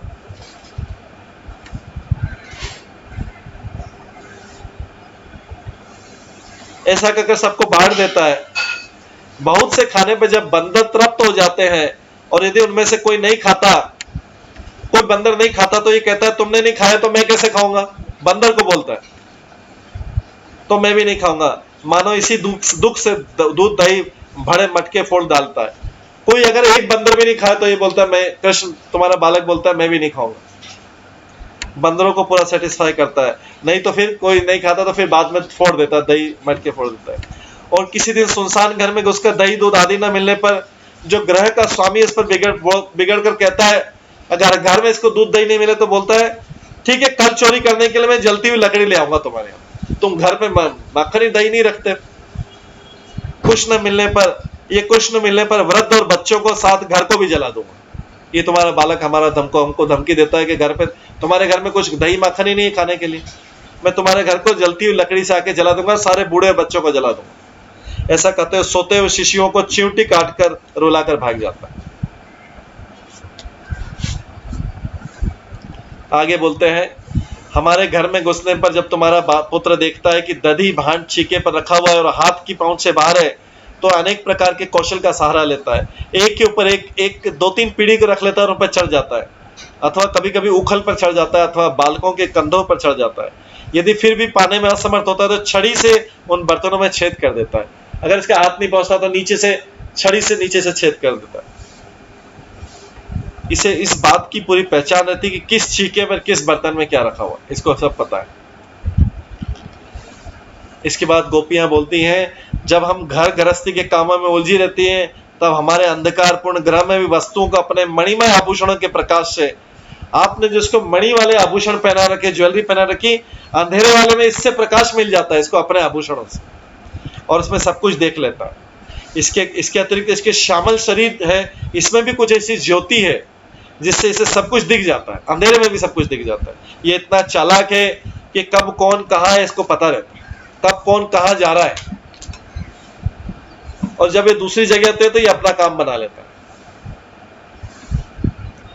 आगे गोपियां बोलती हैं, कभी किसी घर में जाकर तुम्हारा पुत्र ऊंचे छीकों पर रखे हुए दूध दही मक्खन आदि को यदि हाथ से छू नहीं पाता तो ये मटकों से मक्खन निकाल लेता है, और ये जो डंडा मार के उसमें नीचे से छेद करता है उसकी धार में सीधा मुंह लगा लेता है और उसे पीता और बालकों को भी खिलाता पिलाता है। अंधेरे में भी चुराने में से कोई सुविधा असुविधा नहीं होती, क्योंकि इसके आभूषण इतने चमकते हैं, इसलिए कहाँ क्या इसकी सारी जानकारी रहती है इसे। और गोपियां बोलती, यशोदा जिस समय हम घर में कामों में व्यस्त रहती है उस समय तुम्हारा पुत्र घर में घुसकर चोरी करता है। यदि तुम्हारे पुत्र की मृदु मंद हास्य सुधा कल भाषण मधुर चलन शरीर के लावण्य आदि से इसे दधी मक्खन आदि वस्तुएं बिना चोरी के ही प्रत्यक्ष रूप से मिल सकती हैं, तो फिर बाल मुक्ता के कारण परोक्ष रूप से छिपके चुराने में से ज्यादा आनंद आता है। इसको सामने मिल सकती है, इसकी हंसी से कोई भी इसको मक्खन दे देगा। इसलिए कौन किस समय क्या कर रहा है जानने के लिए बालक सहचरों को घर के भीतर भेजता है, ये अपने एजेंट को भेजता रहता है। बालक जब खेलते खेलते आते हैं पता करते थे, जाके कृष्ण को रिपोर्ट देते हैं कि अभी कोई नहीं है वहां पर। ये सब जो बाल लीला जो 8 अध्याय में हमने पढ़ी उसका समरी। ऐसा करने पर भी और ऐसा करने पे भी ढिठाई करता है, चोरी भी करता है। जब इसको चोर कहते हैं तो ये बोलता है तुम चोर हो, और अपने को घर का मालिक बताता है। वास्तव में भगवान तो सत्य बोलते हैं, हर चीज की पूरे ब्रह्मांड के मालिक है वही। बोलते तुम चोर हो, वास्तव में तो बाकी सब चोर ही है, क्योंकि वो भगवान के उसमें से हिस्से में से खा रहे हैं। चोर बिना भगवान की अगर भक्ति किए खाए तो व्यक्ति चोरी है, क्योंकि भगवान की इस संसार में भौतिक संसार में कुछ भी खाना, भगवान की सेवा किए खाना तो चोरी है। लोग बोल सकते हैं मैंने ये मेहनत किया, मैंने परिश्रम किया, लेकिन उसका कोई वैल्यू नहीं है। मालिक तो बोलता है कि मेरी सेवा करो तब तुम्हें मिलेगा। हम मालिक की सेवा किए बिना खाने का सोचते हैं तो चोरी तो हुए। तो इसलिए बोलता है ये तो हमें चोर बोलता है और अपने को घर का मालिक बतलाता है। इतना नहीं है, हमारे लिए लिपे पुते स्वच्छ घरों में मलमूत्र कर जाता है। तनिक इसकी ओर देखो तो हमारे घरों में विविध प्रकार के चोरी के उपाय से अपना काम बनाता है। यहाँ तुम्हारे सामने साधु बन गया। वाह रे वाह भोले भोले साधु। ये गोपियां बोलती देखो तुम्हारे सामने कैसा साधु बना, जैसे इसको कुछ पता ही नहीं। इस प्रकार गोपियां कहती जा रही हैं और श्री कृष्ण के भय से चकित नेत्रों को निहारती जा रही। श्री कृष्ण से भय से नेत्र माता के पास चिपक जाते हैं एकदम। जब गोपियां कंप्लेंट करने जाती भय से, जैसे उन्हें कुछ पता ही नहीं किसकी स्टोरी बोल रहे हैं। लगता है कि कृष्ण ऐसे मुंह बनाता है कि लगता है किसी और की स्टोरी बोल रहे हैं गोपियां। उनकी ये दशा देखकर यशोदा जी ने उनके मन का भाव ताड़ लिया, जिससे उनके हृदय में स्नेह और आनंद भर गया। कृष्ण और भयभीत हो जाते हैं, अभी यशोदा मैया के पास और चिपक जाते हैं कि कहीं यशोदा मैया इन गोपियों के कहने में आके मुझे डांटे नहीं, मुझे मारे नहीं। इतना तो यशोदा मैया को लगता नहीं बालक को ज्यादा डर लग गया, अपनी गोद में ले लेती, हंसने लगती और अपने प्यारे पुत्र कन्हैया को डांट फटकार नहीं लगा पाती, क्योंकि पहले से इतना अपने आप को डरेला बता देते। ऐसे बोलते आगे गोपियां बोलती केवल चोरी नहीं करता, इतना नहीं है काम है। यशोदा अपने बालक के गुण के कारण सुनकर आनंदित होने वाली यशस्वी यशोदा देव पूजा के लिए लिपे पुते स्वच्छ घरों में मूत्र कर देता है। कितना उधम मचाता है। ये गांव की लड़कियों की वेणी, वो पीछे जो माला बांधी रहती है वो खींच लेता है, कई बार आंचल पकड़ के खींच लेता है और बोलता है उनसे विवाह करने की बात कर रहा, बोले मैं इनसे विवाह करूंगा। अभी इतना छोटा सा बालक। और कभी लात मार देता है, तुम्हारा पुत्र भविष्य में महासंपत्तिशाली होगा, क्योंकि चोरी करके बहुत सारा धन कमाएगा। अभी यशोदा को सारी गोपियां बोल रही महावैभवशाली, बहुत धनशाली होगा, क्योंकि ये चोरी करके बहुत धन कमाएगा। और क्या करेगा, बचपन में जब दही मक्खन चोरी करा तो बड़ा होने पे धन और स्त्री आदि को भी हरण कर लेगा। इस समय तुम्हारे सामने बड़े साधु की भांति चुपचाप बैठा है। इस प्रकार गोपियों के विशेष प्रेम में उलानों से बाल गोपाल भयभीत हो गया। बोलता है कहीं मैया मुझे मारे नहीं। इस भय से विवल होकर मैया की ओर देखने लगा और इस प्रकार श्री कृष्ण के भय विवल मुख कमल का सौंदर्य पान करके यशोदा मैया ने भी प्रफुल्लित होकर अपने पुत्र का तिरस्कार नहीं किया, क्योंकि इतना पहले से डर गया। उन्होंने मन ही मन विचार किया कि मेरे चंचल पुत्र की दृष्टा से ये सभी आनंद में सदा डूबी रहती हैं और उल्हाने के बहाने, डांटने के बहाने, शिकायत करने के बहाने गोपियों ने मुझे भी आनंद किया कि मेरा बेटा इतना सारा काम करता है। इसलिए यशोदा मैया भी हंसने लगी।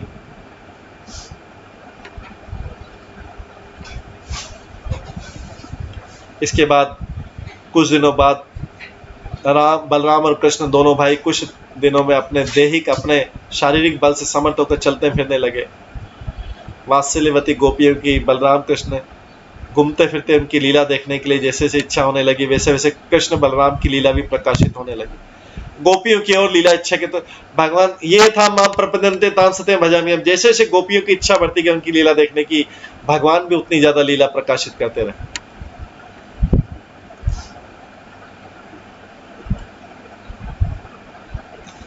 यशोदानंदन की सर्वजन चित्ताकर्षक बाल माधुरी को देखकर ब्रजवासियों की बात तो दूर, वन के पशु पक्षी तक भी उनके परमानंद में विभोर हो गए। इस प्रकार श्री कृष्ण अपने ऐश्वर्य, वीर आदि षटविध ऐश्वर्य को अपनी बाल लीला माधुर के माध्यम से प्रेमवान ब्रजवासियों को वितरण करने लगे। इस प्रकार से अपनी लीला का वितरण कर आगे बोलते हैं, सरोवर में प्रस्फुट कमल के समान साथ पवन का संयोग होने पर उसका सौरभ जैसे चारों ओर दिग्दिगंत में व्याप्त होता है, वैसे ही ब्रजराज भवन में विकसित नंद नंदन की लीला माधुरी भी गोप बालकों के साथ मिलकर संपूर्ण गोकुल में विस्तारित हो रही थी।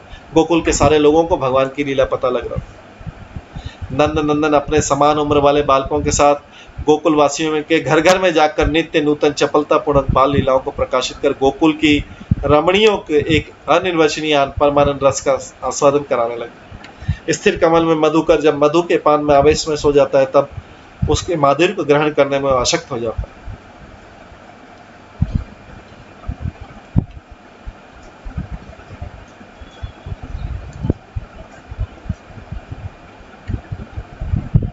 तो हम देखते हैं कि ब्रजेंद्र नंदन अपने समवयस्क, अपने साथ वाले बालकों के साथ मिलकर गोकुल वासियों के घर घर में जाकर नवनीत चोरी, दढ़ी, भांड, भंजन आदि बहुत सी चंचलता को प्रकाश कर बाल लीलाएं करने लगे, जिसमें गोकुल रमणियां किसी एक अनिर्वचनीय आनंद धारा में बहकर किसी एक अज्ञात आनंद समुद्र में डूब जाती तो वे भी समझ नहीं पाते।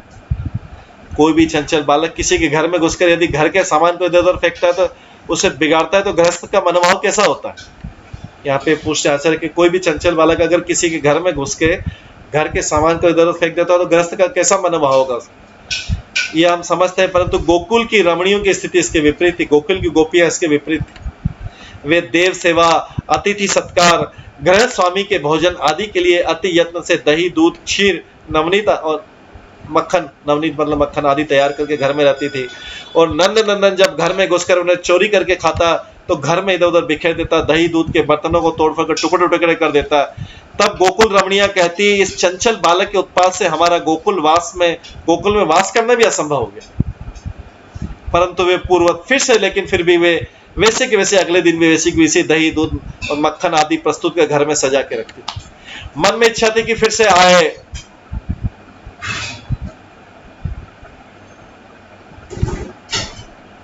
इस तरीके से वो आनंद प्राप्त करती थी। यदि कभी किसी दिन कृष्ण उनके घर चोरी करने में, घर में आने में देर हो गई तो वे क्षण भर में सैकड़ों बार उस रास्ते की तरफ देखती कि नंदन नंदन चोरी करने नहीं आया। इसका मतलब उनको चोरी करवाने में भी आनंद आता था। इसलिए नंदन नंदन इस परम चंचलता को समझती थी। वे जानती हैं, चैतन्य चरितामृत में लिखा है, एई प्रेमास्वादन तप्त इक्षु चर्मण मुख ज्वले न जाए त्यज। एई प्रेमास्वादन तप्त इक्षु चर्मण मुख ज्वले न जाए त्यजन। सही प्रेमा जार मने तार विक्रम से ही जाने विषामृत एकत्र मिलन। चैतन्य चरितामृत में इस लीला के बारे में लिखा है।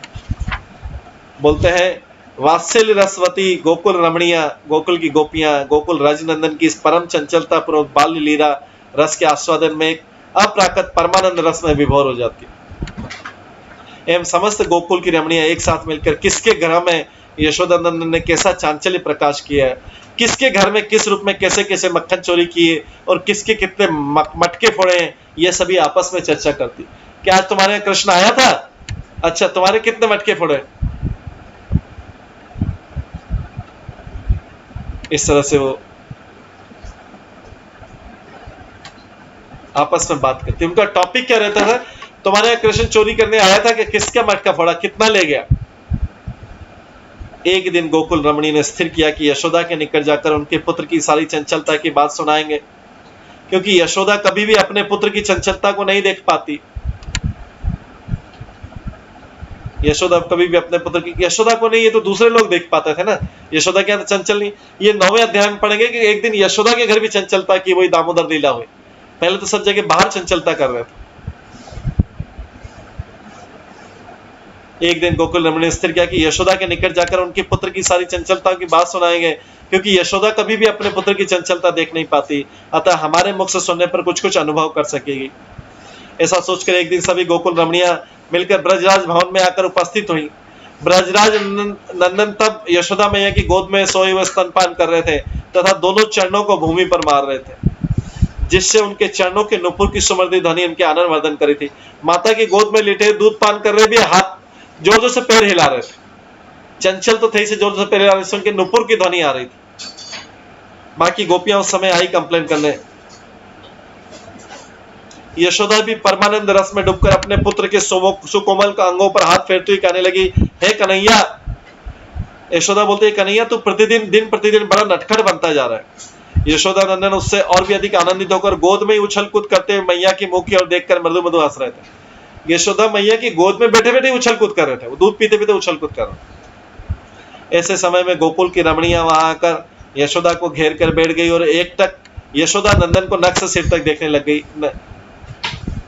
कृष्ण को नक से सिर तक देखने लगी और कहने लगी, कन्हैया आज तुमने हमारे घरों में जो कुछ किया है वो अब जरा कह दे हम सबको। यशोदा मैया को बड़े आनंद से दूध पी रहे हैं माता की गोद में, अब हम तुम्हारी सारी बात बोल दें क्या? आज तुमने हमारे घर में जो कुछ किया है। यशोदा नंदन उस समय माता के वक्षस्थल में मुंह छिपाकर चुपचाप बैठ के, माता की साड़ी के अंदर मुंह छिपा के दूध पीते हुए ऊपर से माता की साड़ी में छिप गए, बैठ गए और बारंबार भयभीत नेत्रों से गोकुल रमणियों के मुख की ओर देखने लगे। ऐसा कृष्ण ने मुंह बनाया, ऐसा भयभीत कि अभी ये कंप्लेंट करेंगी, माता की गोद में दूध पी रहे और ऐसा भयभीत आंखों से देख रहे हैं, जैसा भी बहुत बड़ा दंड मिलेगा। सारी शैतानी करके आ गए। गोकुल रमणिया तब यशोदा से कहने लगी, यशोदे तुम्हारा बालक हमारे घर में आज बड़ा ही उपद्रव मचाता है। इतनी कम उम्र में ये इतना चंचल है, चोरी विद्या में इतना एक्सपर्ट है कि हम तो सोच भी नहीं सकते कि कैसे चोरी कर लेता है। तुम्हारे बालक की चोरी करने की चातुरी है और अद्भुत नटखट की बात। हम तुमसे कहते सुनो, तुम्हारा पुत्र मक्खन चुराने के लिए घरों में प्रवेश करते ही अज्ञात रूप से हम कौन कहां जान लेता है, इसको कैसे पता लग जाता है कि हम घर में हैं या नहीं। ये जानकारी लेना भी इसके लिए बड़ा आसान है, क्योंकि हमारे बच्चे भी तो सब कन्हैया के साथ मिल गए।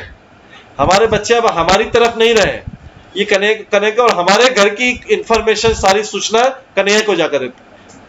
हमारे घर में चोरी करने वाले के कन्हैया को जाके बताते हैं। हमारे बच्चों से ही सब कुछ जान लेता है पहले से।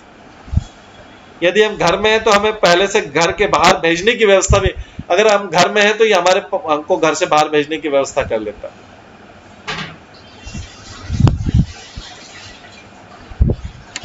यशोदे तुम्हारे लाडले का कैसा बुद्धि कौशल है, कैसा चतुर बालक है, कैसा बुद्धि।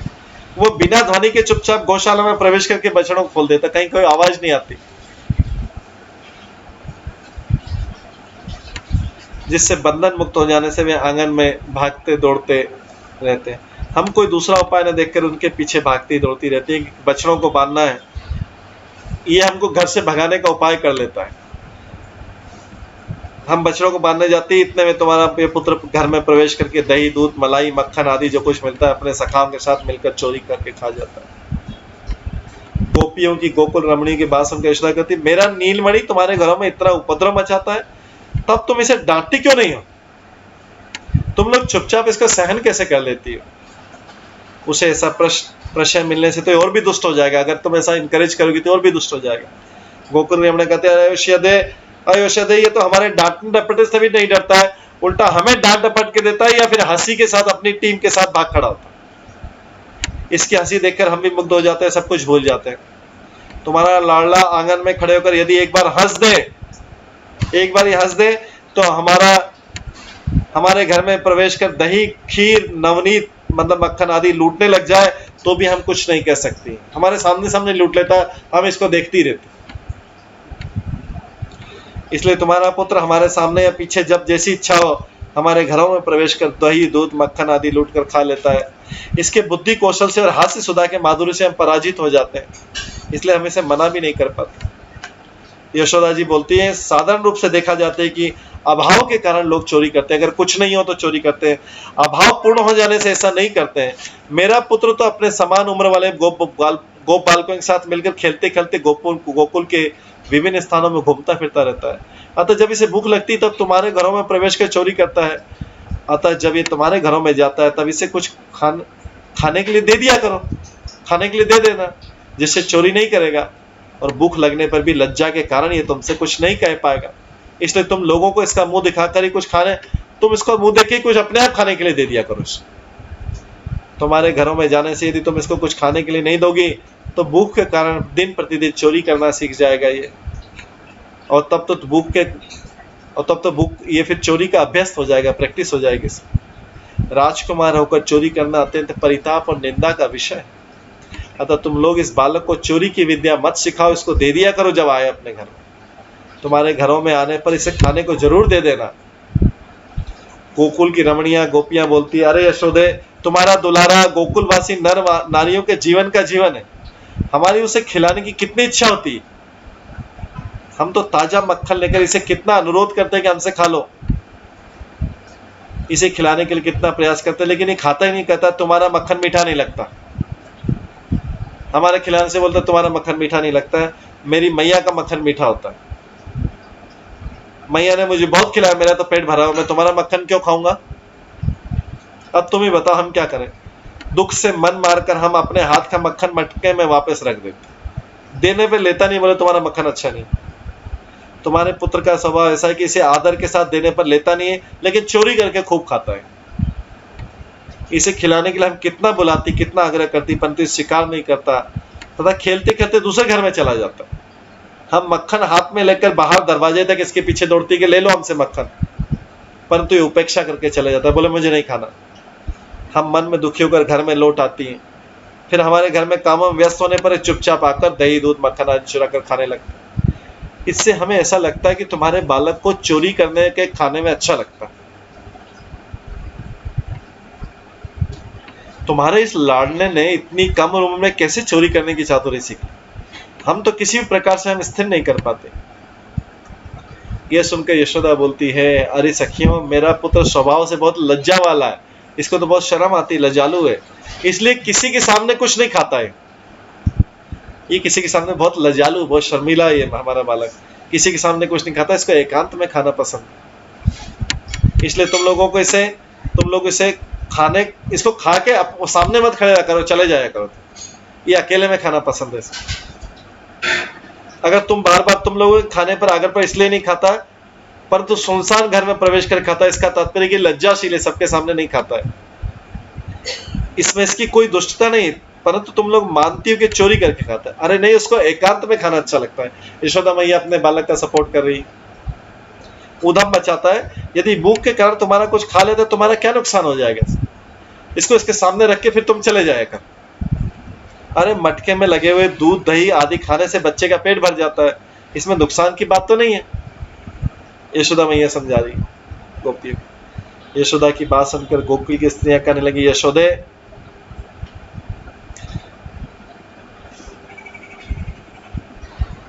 तुम्हारा पुत्र यदि पेट भरकर दही, दूध, मक्खन खाए तो हमें कोई कष्ट नहीं है, अभी तो हमें तो आनंद होगा। परंतु यदि तुम्हारा लाडला मक्खन चुरा कर न करे और हमारे घर में मूत्र कर दे, तो कहता है कि मुझे इस घर में खाने को कुछ नहीं मिलता, इसलिए मैं मलमूत्र यहीं कर दूंगा। फिर मलमूत्र आपके घर के स्थान और उस घर में अंतर ही क्या है। फिर इस प्रकार से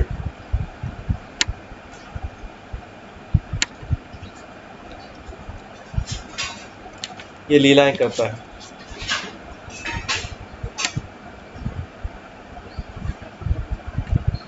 इसमें एक वैष्णव लिखते हैं, जगत जन मलध्वंसी श्रवण स्मृति कीर्तना मल मूत्रादि रहिता पुण्य श्लोका इति स्मृता। जिनके नाम लीला श्रवण स्मरण कीर्तन से जगत का सर्वाधिक मल अर्थात सारे पाप दूर हो जाते हैं, जो मल मूत्र रहित है, उस उन्हीं को शास्त्रों में पुण्य श्लोक के नाम से जाना जाता है।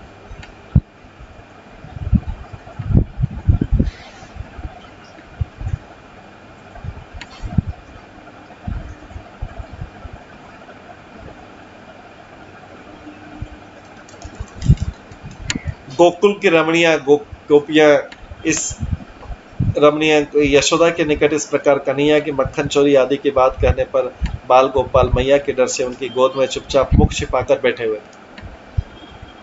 उनकी गोद में देखने में ऐसा लग रहा था माता यशोदा मानो एक नीलम की पुतली को गोद में लेकर बैठी, इतना सीधे बन जाते हैं कि एकदम जैसे पुतली गोद में।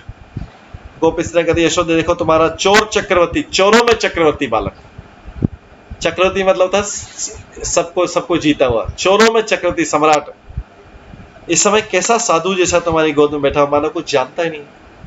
गोकुल की रमणिया यशोदा नंदन को भयभीत देखकर कुछ नहीं बोली, केवल अपलक नेत्रों से उनके भयभीत मुख का निरीक्षण करने लगी। यशोदा ने भी अपने पुत्र को डरा हुआ देखकर किसी प्रकार की डांट फटकार नहीं लगाई।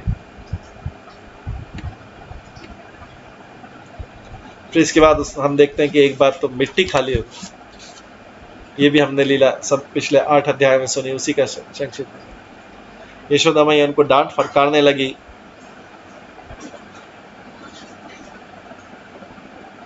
भागने की आशंका से मां यशोदा ने कन्हैया का हाथ पकड़ लिया कि क्योंकि सब लोगों ने कंप्लेंट करती थी और डांटने लगी।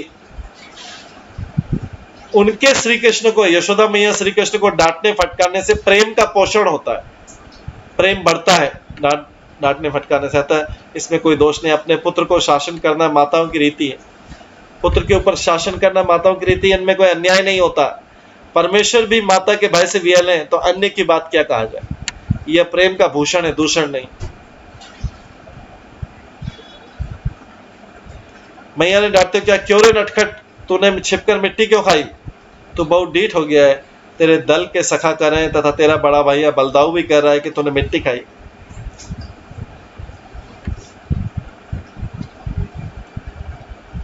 कन्हैया बोलता, नहीं माता, ये सब मुझे पिटवाने के लिए सब बोल रहे हैं कि तुम मेरे को डांटो, मेरे को पिटो। मैया देखो मैं तेरे सामने दाऊ भी कह रहा है। मैया बोलती, तेरे साथ इसमें कोई संदेह नहीं कि बलदाऊ जी भी बोल रहे हैं तूने मिट्टी खाई।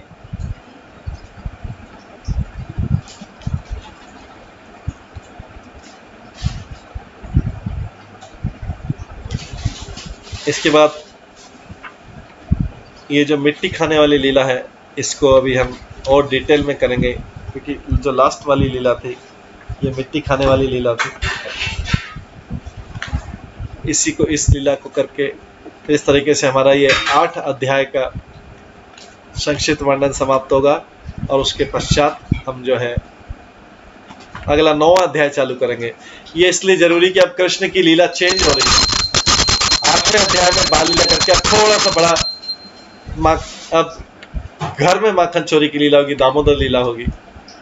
इसलिए इन लीला के संक्षिप्त कल भी हम इसी संक्षिप्त में इसका श्रवण करेंगे। हरे कृष्णा। सभी भक्तों का बहुत बहुत धन्यवाद। सभी भक्तों के लिए हरे कृष्ण महामंत्र का जप करते हैं। हरे कृष्णा कृष्णा कृष्णा हरे हरे, हरे राम राम राम हरे। समय हो गया है, इसको हम यहीं पे समाप्त करते हैं। और